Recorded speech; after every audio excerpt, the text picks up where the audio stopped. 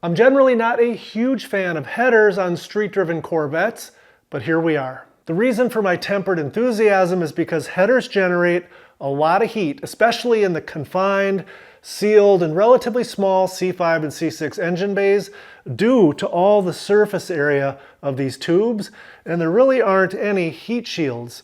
And despite what some guys say, there is a reason that GM put heat shields on the stock exhaust manifolds. To be crystal clear, I am not at all concerned about headers increasing the coolant or oil temperatures, but I am a bit concerned about the increase in under-hood heat, raising the intake air temperatures, which can and does decrease horsepower, especially when you're kind of driving in slow traffic or on residential side streets. And since I tend to keep my Corvettes for quite a long time, I'm also concerned about the long-term potential of those higher underhood temperatures taking their toll on things like the power steering pump, the alternator, the clutch lines, the air conditioning lines, and basically just making all the plastics more brittle and things like the wiring harness and their connectors. So rather than guess or speculate, I will be taking precautions to protect things like the clutch line, for example, because that can be a fire hazard.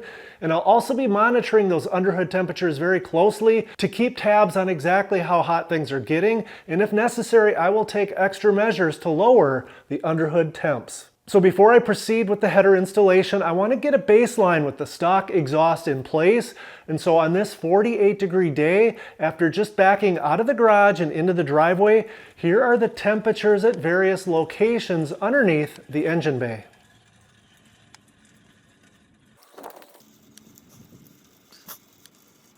Then I took the C6 out for a ride on a very specific route of a very specific distance, getting everything up to full operating temperature. And when I got back, here are the temperatures under the hood of those same locations that we took just a short while ago, keeping in mind that the ambient outside temperature is 48 degrees Fahrenheit.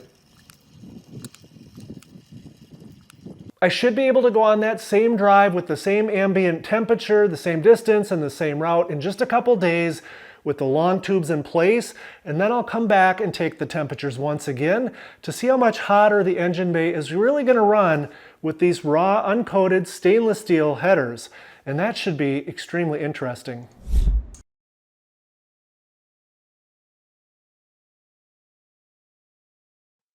And one more thing before we proceed with the installation, let's take a closer look at these long tube stainless steel headers from Speed Engineering. And if you've got experience with these in either a C6 or a C5, leave a comment below with how your install went, how they've held up, and how you like them or you don't like them. Speed Engineering headers are considered by many to be the best of the cheap headers. By contrast, Cook's headers are often mentioned as being the best headers. Now, I have been under quite a few C5 and C6s with Cook's headers, and I can confirm they look fantastic and fit very well. Unfortunately, the price of Cook's headers isn't just a little bit more, it's substantially more. So many C5 and C6 owners end up going with Speed Engineering headers, and a lot of them say that they fit pretty darn well for being so inexpensive. And of course, some have reported that they don't fit well at all, so I'm about to find out. One thing buyers of Speed Engineering headers tend to agree upon, however, is that the clamps that come with the kit are of really poor quality, and that seems a little bit weird to me because these don't look so bad. Hopefully I feel the same way after I'm done installing the kit. Oh, and there are a lot of clamps because there are a lot of different pipes in the kit that need to be joined together, and of course each one of those joints is a potential source of a leak. Fortunately, I have a secret weapon, and it's called a wire feed welder. And I intend to weld several of the joints once I get all the pipes adjusted the way I want them. If everything goes as planned, I'll use 2 clamps up front and 2 in the rear. Now, you could weld everything together, but then you wouldn't be able to take anything apart, and that wouldn't be very smart. Worst case scenario, if the Speed Engineering clamps that I do end up using end up being trash, there are better clamps available. The clamp is pretty good quality. You'll see it has a receiver groove here. It's a little bit thicker on the actual flange, and it's self-aligning, has a male-female. So we'll cross that bridge if we need to. That having been said, the Speed Engineering headers are made out of 304 stainless steel, and I've had a chance to look all of the parts and components over very closely, and it's my opinion that they're a work of art. The very first thing I noticed was their fantastic welds. I really can't imagine them looking any better. That goes for the welds around the flange, the welds around the collector, the welds around the O2 sensor bungs, and the welds around the X pipe. And some of the locations I think would be hard to weld. Then there are all of the nice mandrel bends in the header pipes and the bends that are in the mid pipe as well. They're all very smooth and gentle with little, if any, distortion. Then there are the details. Take a look at the cone inside the collector. Very nice. And a close look inside the X pipe shows nice attention to quality as well. The only thing I'm less than 100% impressed by are the header flanges. They are warped a little bit, it's not by much, but I'm confident that they'll seal up nice with the gasket when they're bolted to the head.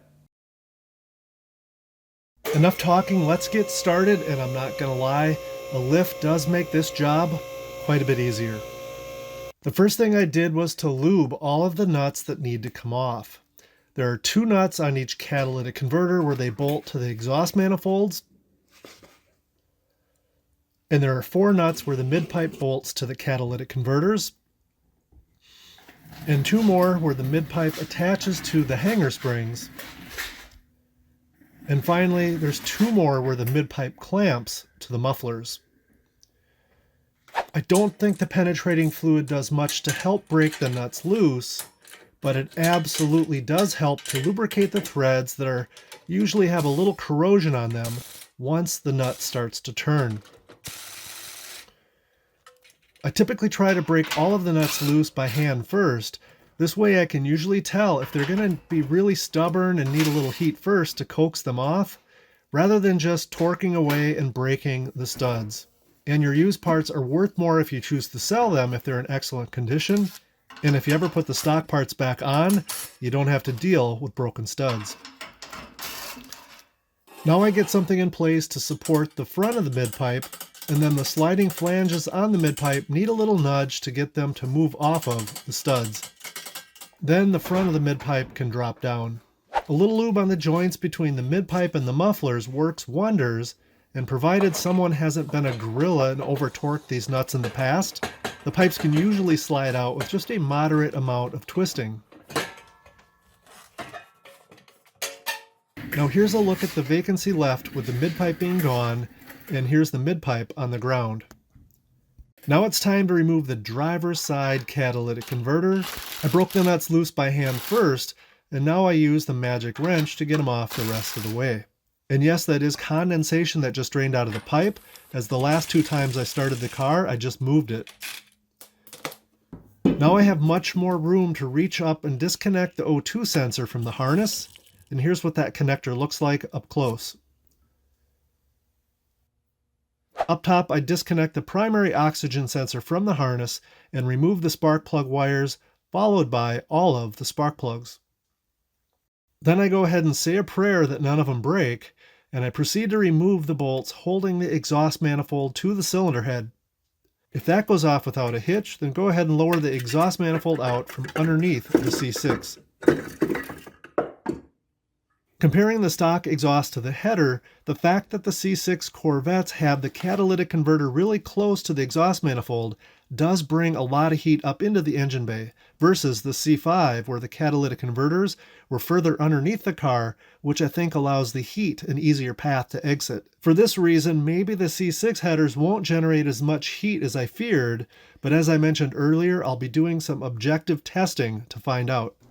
I shoved the header up into place from underneath the C6, and the only minor difficulty I had was getting it past the clutch line and this wiring harness, both of which I managed to gently push out of the way far enough to get the header into place. Now I'm going to pull it up with one hand while I get 2 bolts carefully started by hand, so that I can cinch the header up to the head in order to evaluate the header's fit and to see if I have any hoses or wiring that I want to tweak or further protect due to their proximity to the heat being generated by any of the header's tubing. From up top, I don't really see anything of major concern. It would be nice to find a way to protect the rubber boot connecting the steering shaft to the rack, as they deteriorate fairly quickly even in stock configuration. Otherwise, the only close tubes or wiring seem to already be shielded from the factory. Well guys, it's sad to say, but that's a wrap on part 1 of the C6 Speed Engineering header install video. Tap that thumbs up if you appreciate the level of detail provided by the video. Be sure to subscribe so you don't miss part 2, which is coming soon. And most of all, thanks for watching.